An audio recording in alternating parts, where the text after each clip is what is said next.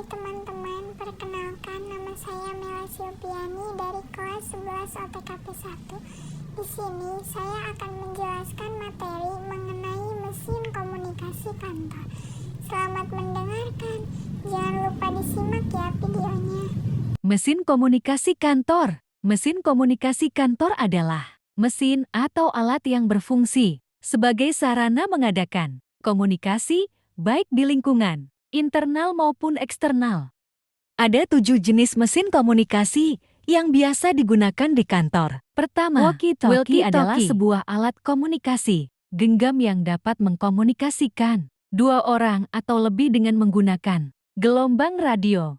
Kedua, telegraph. Telegraph merupakan sebuah mesin atau alat yang menggunakan teknologi telegrafi untuk mengirim dan menerima pesan dari jarak jauh. Biasanya menggunakan Morse sebagai kode komunikasi. Ketiga, mobile phone atau handphone. Telepon genggam atau handphone adalah perangkat telekomunikasi elektronik yang mempunyai kemampuan dasar yang sama dengan telepon konvensional saluran tetap, tetapi dapat dibawa kemana-mana dan tidak perlu disambungkan dengan jaringan telepon menggunakan kabel. Keempat, telepon. Telepon merupakan alat komunikasi yang digunakan untuk menyampaikan pesan suara, terutama pesan yang berbentuk percakapan. Kelima, intercom atau earphone. Intercom merupakan sebuah sistem komunikasi elektronik yang ditujukan untuk pembicaraan, pengumuman, atau proses komunikasi yang terbatas. Intercom sering disebut juga interphone atau intertelepon. Keenam, faxmail.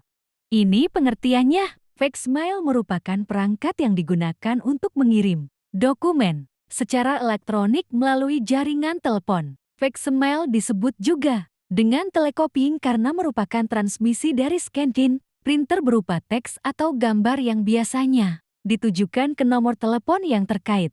Fungsi faxmail. Fungsi utama mesin faxmail adalah untuk mengirim dan menerima pesan berupa dokumen. Terlebih dokumen tersebut adalah dokumen rahasia ataupun dokumen penting.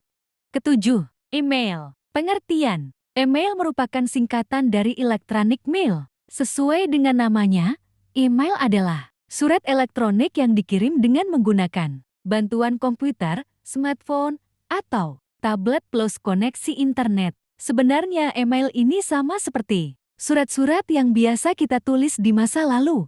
Ini ada manfaat menggunakan mesin komunikasi kantor. Keuntungan penggunaan mesin kantor yaitu: pertama, dapat menghemat biaya bila dipergunakan secara maksimal dan sesuai kebutuhan. Kedua, dapat menghemat tenaga dan waktu. Ketiga, pengendalian atas ketelitian dan ketepatan lebih mudah dilaksanakan. Keempat, memudahkan pengawasan. Ini ada 5 kekurangan mesin komunikasi kantor. Pertama, intercom. Kekurangan, tidak dapat dibawa kemana-mana. Hanya dapat dipergunakan dalam lingkup kecil kantor atau instansi. Kedua, handphone. Kekurangan, tarif terbilang mahal, terbatas pada jangkauan sinyal masing-masing operator sehingga berpengaruh pada kualitas bertelepon. Misalnya, suara tidak jelas dan terputus-putus. Ketiga, faxmail. Kekurangan, informasi yang didapatkan melalui dokumen yang telah terkirim dan tercetak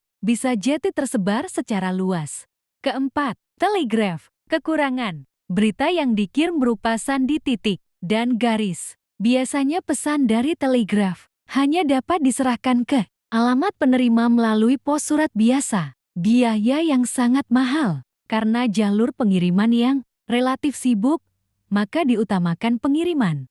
Kelima, email. Kekurangan, bisa terjadi salah kirim pada alamat email yang dituju. Password rawan untuk disadap. Adanya kemungkinan dalam pemalsuan identitas. Respon terbilang lamban. Harus menggunakan koneksi internet. Sekian penjelasan materi dari saya, semoga bermanfaat, khususnya untuk saya dan umumnya untuk teman-teman yang sudah menonton video saya. Mohon maaf atas segala kekurangannya, dan mohon untuk di-like, comment, and subscribe. Semoga yang sudah like, comment, and subscribe diberi kemudahan dengan segala urusannya. Sekian dari saya, wassalamualaikum.